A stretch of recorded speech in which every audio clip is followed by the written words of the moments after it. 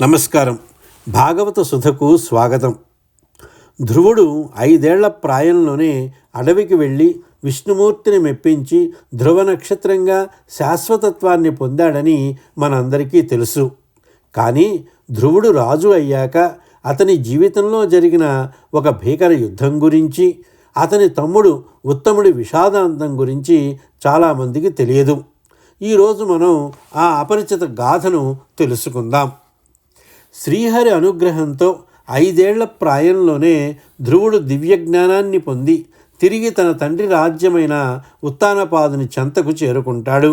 కాలక్రమేణా ఉత్తానపాదుడు ధ్రువుడికి పట్టాభిషేకం చేసి తాను వానప్రస్థానికి వెళతాడు.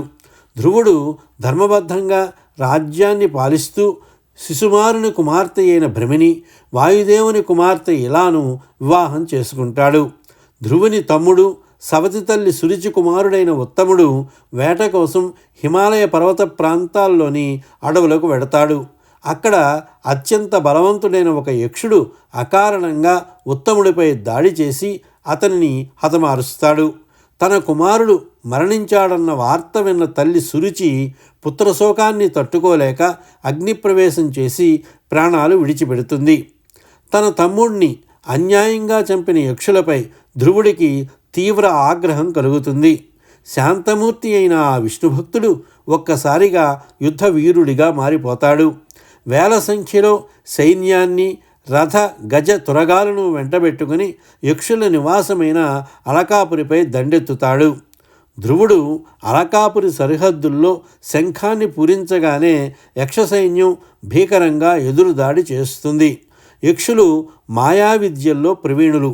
వారు ఆకాశంలోకి వెళ్ళి మాయా యుద్ధాన్ని మొదలు పెడతారు. ఆకాశం నుండి రక్తం, మాంసం, విసర్జితాలను కురిపిస్తారు. భయంకరమైన గాలి వానలను, చీకటిని సృష్టించి ధ్రువుడి సైన్యాన్ని అయోమయంలో పడేస్తారు. రాళ్ల వర్షాన్ని కురిపిస్తూ సైన్యాన్ని నలగొడతారు. ఇది చూసిన ధ్రువుడు ఏమాత్రం చెలించకుండా గతంలో నారద మహర్షి ఉపదేశించిన శక్తితో భగవంతుడు ప్రసాదించిన నారాయణాస్త్రం సంధిస్తాడు. ఆ అస్త్రం నుండి వెలువడిన తేజస్సు యక్షుల మాయలన్నింటినీ పటాపంచలు చేస్తుంది. ధ్రువుడి బాణాల ధాటికి వేల సంఖ్యలో యక్షులు నేలకూలతారు. ఆ రణరంగం రక్తపటేరులతో నిండిపోతుంది. యక్షకుల వంశమే అంతమైపోయే పరిస్థితి చూసి ధ్రువుని తాతగారైన స్వయంభవ మనువు ఋషువులతో కలిసి అక్కడకు విచ్చేస్తారు. మనువు ధ్రువుణ్ణి వారించి ఇలా అంటారు: నాయనా ధ్రువ, ఆపు ఈ సంహారాన్ని. ఒక యక్షుడు చేసిన తప్పుకు సంబంధం లేని 1000 మందిని చంపడం భక్తాగ్రేసరుడమైన నీకు తగలదు.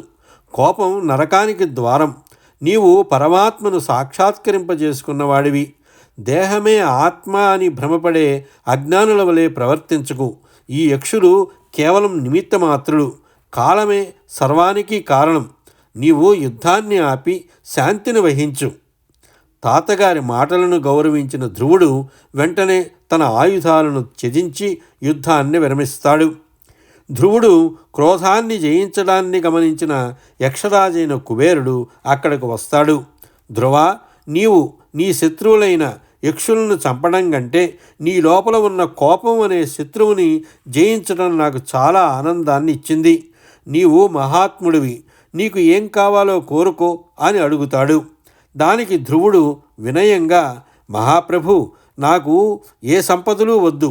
నిరంతరం ఆ శ్రీహరి పాద పద్మాలపై భక్తి ఉండేలా దీవించండి అని కోరుకుంటాడు.